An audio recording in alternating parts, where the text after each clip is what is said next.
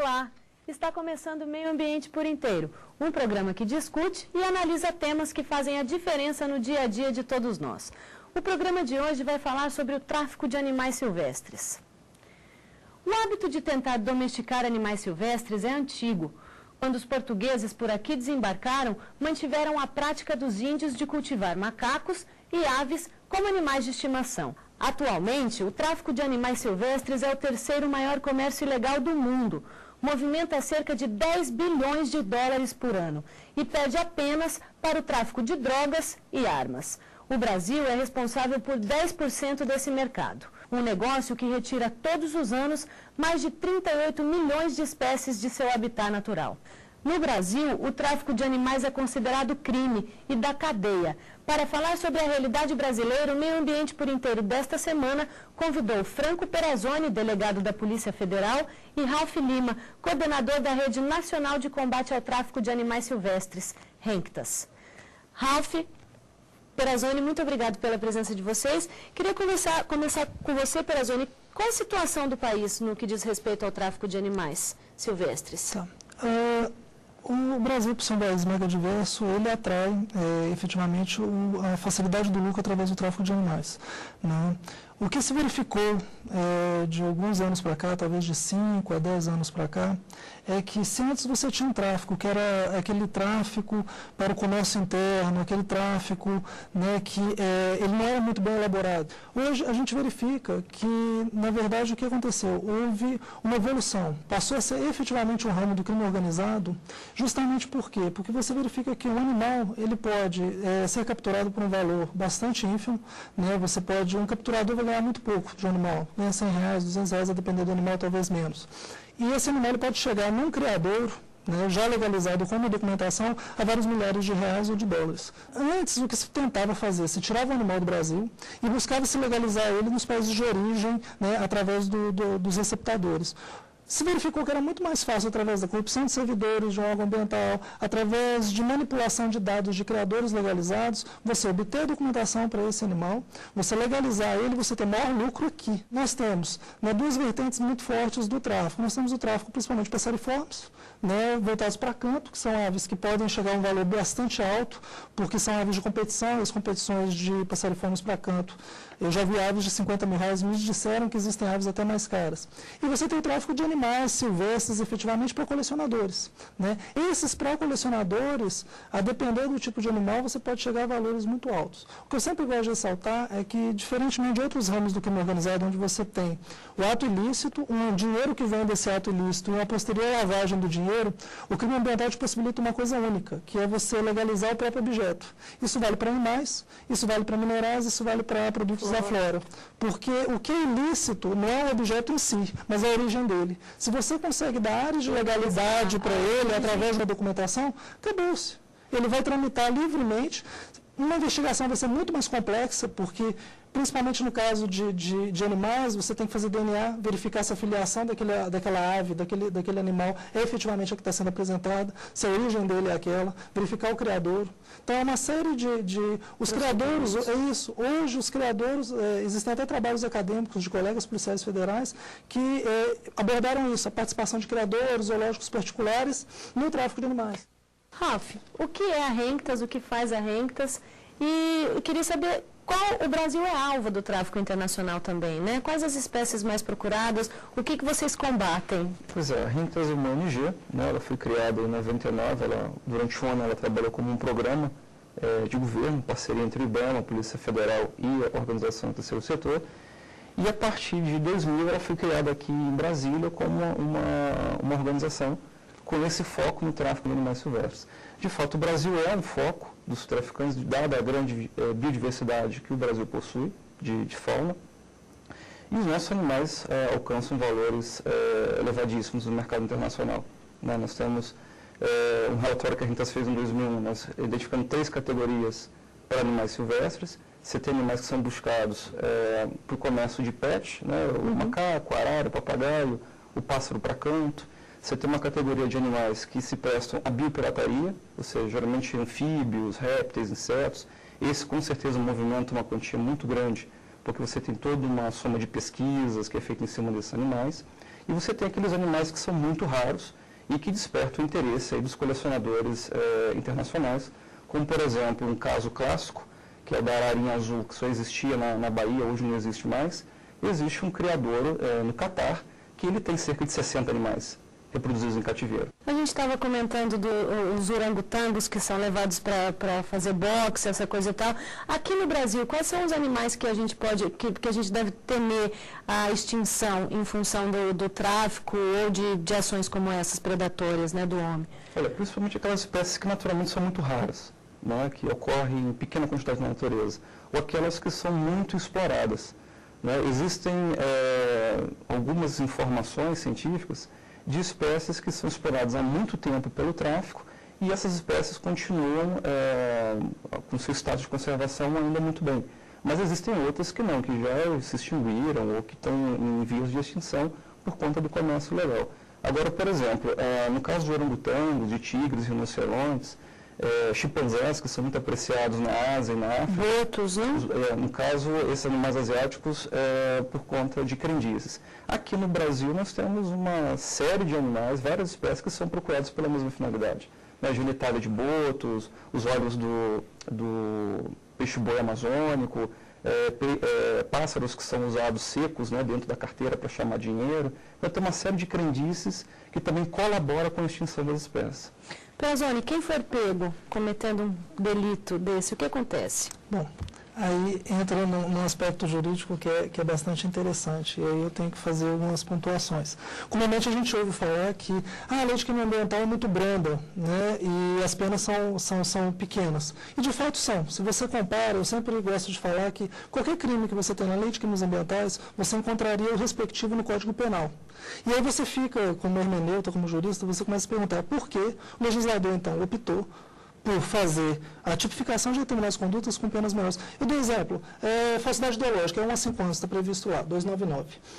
A falsidade ideológica no curso de um licenciamento ambiental é 1 a 3 detenção, tem a pena menor. 1 a 3 anos. 1 a 3 anos, detenção, é menor. O próprio tráfico de animais tem algumas figuras que é muito semelhante à receptação, que é comprar, adquirir, etc. É 1 a 4 a receptação e o tráfico de animais é 6 meses a 1 ano.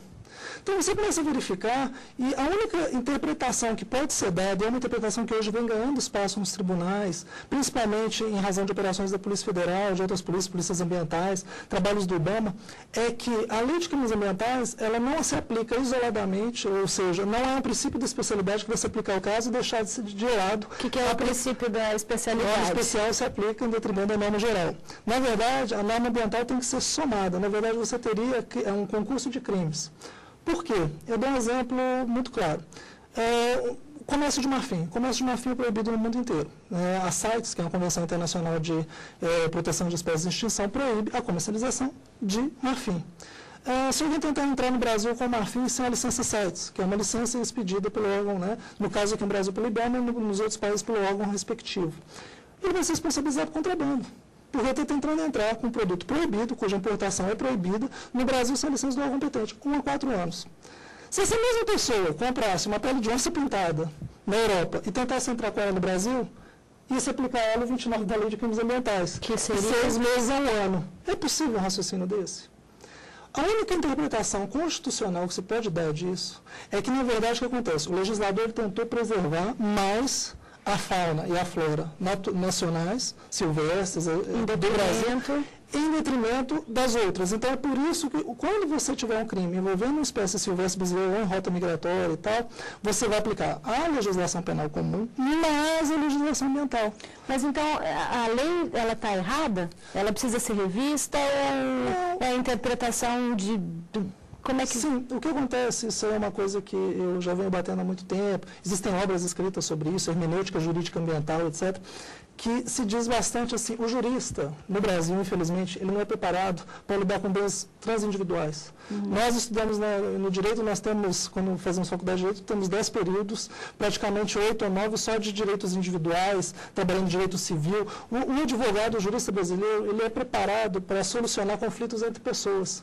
Mas quando ele tem que lidar com interesses que são muito maiores do que o interesse individual de uma pessoa, interesses difusos, coletivos, bens ambientais em si, a hermenêutica jurídica que ele aprendeu, ele não consegue aplicar, porque ele aprendeu regras que, na prática, quando ele tenta aplicar na situação ambiental, ele acaba sendo bastante injusto, ele acaba dando interpretações totalmente equivocadas, inclusive com a chancela de grandes juristas, de pessoas que, embora tenham bastante conhecimento jurídico, nunca se sentaram efetivamente para trabalhar o direito ambiental.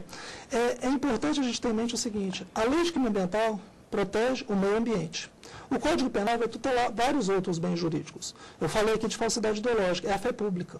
Então, quando você tem bens jurídicos distintos, tutelados por normas jurídicas distintas, não é que se falar em princípio de especialidade, não é que se falar nem em conflito de norma. Você não tem que dizer, olha, eu tenho duas normas que tratam da mesma matéria, eu tenho que escolher uma. Não, você tem dois bens jurídicos distintos sendo atingidos pela mesma conduta delituosa da pessoa. É óbvio que é mais grave do que se ele simplesmente estivesse atingindo um. Não há dúvida que quem falsifica um documento público merece uma pena. Mas quem falsifica um documento público com o objetivo de causar um dano que é transindividual, atinge todos nós, coletividade, que através do meio ambiente, tem que ser mais severamente punido. A questão é essa da interpretação, Ralf, atrapalha no trabalho de vocês? Como é que você faz essa ligação? Assim, na prática, que a gente percebe que, por exemplo, quando alguém é preso com animal silvestre, ele vai e responde o inquérito, é montado o inquérito, tudo, e no final ele acaba pagando uma pena alternativa, ou faz um termo de ajuste de conduta, acaba prestando serviço voluntário no zoológico, no parque, ou fazendo doação para alguma organização. E, na verdade, assim, está se priorizando mais dar penas educativas do que realmente penais, né? Até por conta dessa falha na nossa legislação ambiental. Né? O jurista entende que os crimes contra o meio ambiente são crimes de menor poder ofensivo. Então, assim, a gente já escutou isso de vários fiscais, de policiais, que quando eles vão fazer uma operação, a prioridade deles é o bicho, é salvar o animal, entendeu? E o traficante, eles não têm uma grande preocupação. Se a pessoa foi presa em flagrante, enfim, é feito todo o processo normal. Claro que ninguém vai prevaricar. Mas numa situação em que eles conseguem salvar os animais e não tem ninguém presente, com certeza a prioridade vai ser os animais, não vai ser... Se eles tiverem que optar... Exatamente, vai abrir um processo investigativo para saber quem foi, quem não foi. Normalmente eles não estão fazendo mais isso, justamente porque eles sabem que no final das contas o traficante vai sair rindo deles. É o que eles contam para a gente. E você? O que você acha do tráfico de animais? Confira. Tráfico de animais? Uma coisa que deveria não existir. Isso cada dia aumenta mais e todo momento você está vendo, né, aqui em Brasília, você vai nas feiras aí, você vai em qualquer lugar, você acha o tráfico de animais no interior do Brasil. Eles maltratam os bichinhos, né? Os animais precisam estar no habitat natural, né? Eles têm que estar na selva, não dentro da jaula. Eu tenho vizinhos que eles vendem papagaio, vendem viadinho vendeu esses dias. E eu fico olhando aquilo e dá vontade de denunciar, mas não posso, né? Porque vizinhos vão saber que foi eu, que eles sabem que eu sou contra. As pessoas sabem, né, que é crime, elas estão cientes. Vocês acham que está se criando uma conscientização cada vez maior em relação ao tráfico de animais? Sim, porque hoje em dia não adianta mais a pessoa dizer, eu não sabia que era crime. Hoje, esse é um trabalho que a gente fez em 2005, 86% da população respondeu que crimes, que tráfico de animais vai ser um crime. Então não tem mais essa desculpa. E um dado importante é que as pessoas estão denunciando muito, né? As pessoas estão mais conscientes, sabem que isso é crime, que isso é ilegal, que é um crime contra a vida selvagem, né? E estão denunciando. Isso é uma coisa importante de se destacar, né? Essa manifestação pública em denunciar os crimes contra os animais silvestres. É isso mesmo, Perazoni? O que a gente percebe é que as pessoas se sensibilizam pelo animal, né? É grave, você vê aquela senhora ali, não, porque faz mal para o bichinho e tal. Mas as pessoas, quando você vira e fala, mas as pessoas que fez isso vai ficar presa, passa a ter dó também dela. A gente verifica que existe na prática, né? Assim, as pessoas têm uma sensibilização pelo animal, pela situação degradante que ele é colocado, mas ainda não enxergam efetivamente como crime. A grande verdade é essa. Eu sempre falo assim, infelizmente, o tratamento penal que se dá para aquela pessoa que tem um animal dentro de casa, e às vezes até bem tratado, etc., mas em desconformidade com a legislação, e aquela pessoa que trafica grandes quantidades, é basicamente o mesmo. Né? Não há, por exemplo, na lei de crimes ambientais, um tratamento diferenciado. Aquele que transporta um animal para o exterior, ou aqui dentro internamente, e aquele que traficou 10 mil araras, por exemplo. Nós vamos para um rápido intervalo e voltamos já com o Meio Ambiente por Inteiro.